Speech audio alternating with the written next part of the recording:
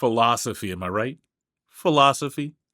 You know that thing where you're having conversations about God and all of a sudden one of these dudes comes in and says a bunch of words and spits out something that he thinks everybody else knows what he's talking about, but nobody knows what he's talking about. One of these things that they they do is called an ontological argument. That's what we're going to talk about today. Let's make it make sense.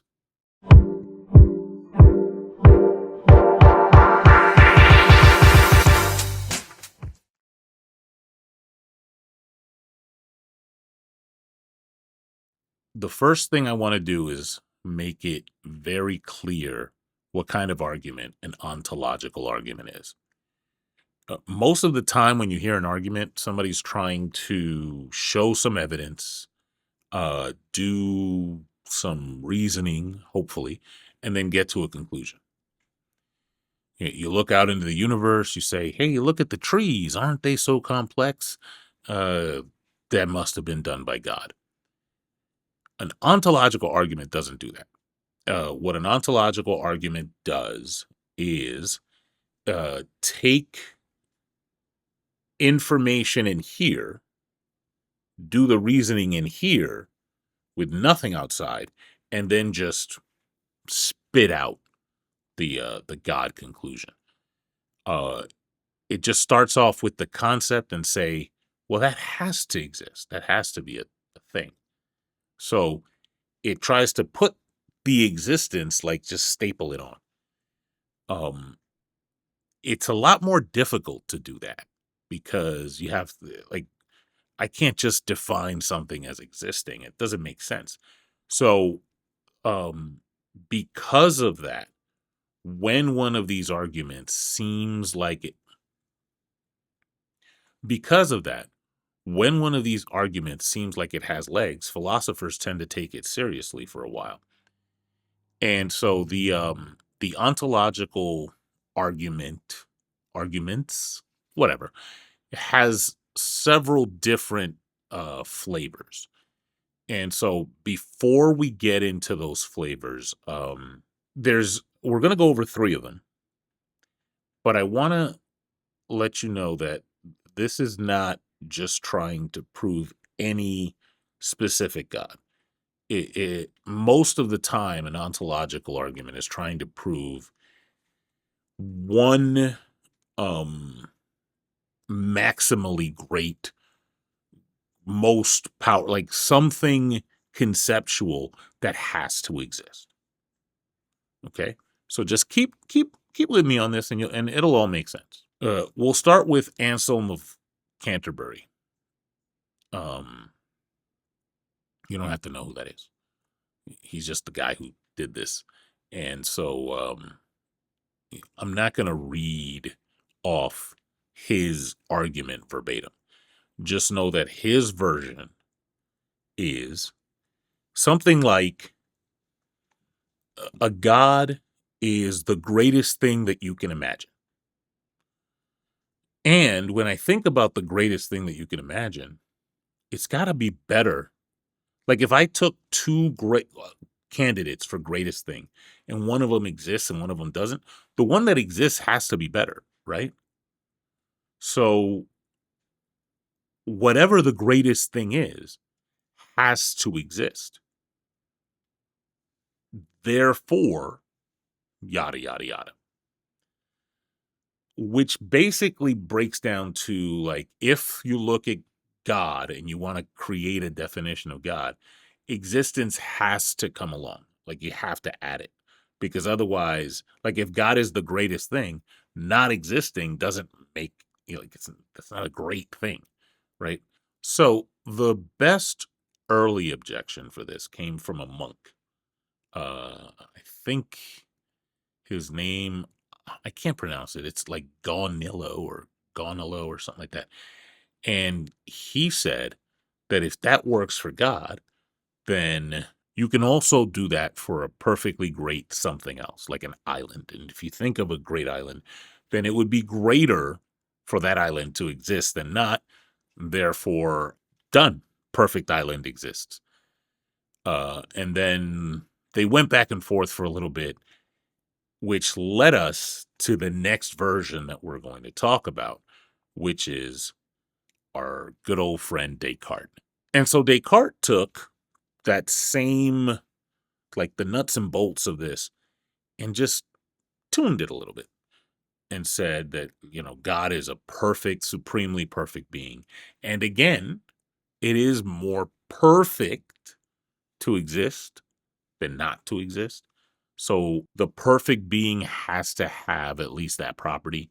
Therefore, that perfect being has to exist. This was kind of compared to what a mathematical truth would be. So like in the same way that a triangle, every triangle, when you look at it, has the angles inside all add up to 180 degrees. If you didn't know that, like look at your old math textbooks, it's in there. And that's not because we said so. That's just what it is, right? That's just the nature of being a triangle. And in that same way, existence is in the nature of this God concept.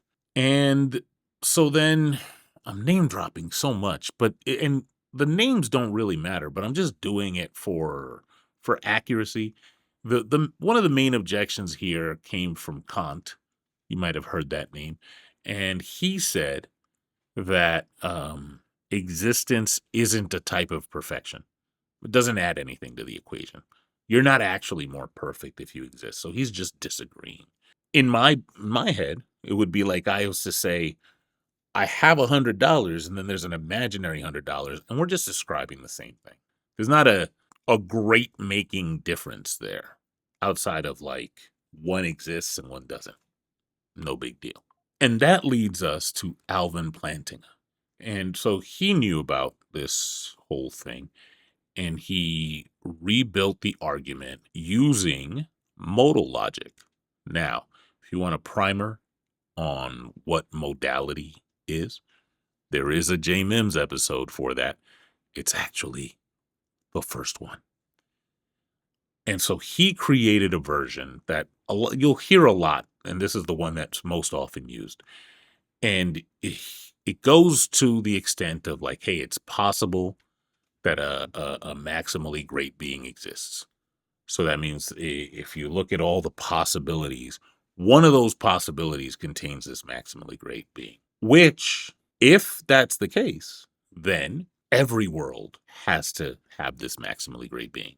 And if that's the case, the actual world is one of those any worlds. And therefore, God exists in the actual world. This takes away the, hey, the existence part has to be a property or a part of the definition, and just went and said that existence is a necessity based on this logic.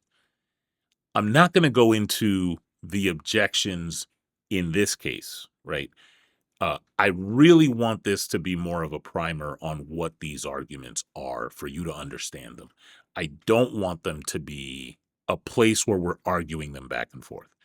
Once you understand what's being said, the rest, in my opinion, falls apart. But it's important, at least when you hear it, so that you know what people are trying to say to you, which is to say, if it's possible that this is the thing, then it's necessary that this is the thing. And if you understand the concepts that we talked about modality and the rule sets that go along with them, you'll know that there's some problems there. But we won't go into that here. Just know that that's what's being said. So, 3 versions, one story of taking an argument from point A to point B and progressing it. And what is this trying to do? It's trying to say that it's not even a question. Like, you don't even have to look out into the world. It's not even a question whether or not God exists. It's just part of the equation. If you think about it in your armchair for long enough, you should come to the conclusion that God exists. I don't, and I have my reasons for that. You might, right? If you want to know more about some of what these philosophers said, pull up these names. I'll put them in the description. Read it for yourself. Read some of the objections. Read some of the conversations they had back and forth. Don't let the jargon get you intimidated.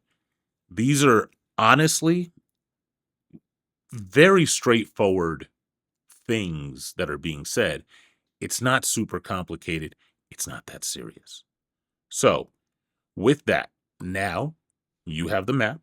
You have all the points on the map. Go out and explore. This one was very basic, and I hope I made it make sense. With that, go ahead if you like this, subscribe, hit that like button, share it with your friends, and I'll see you next time.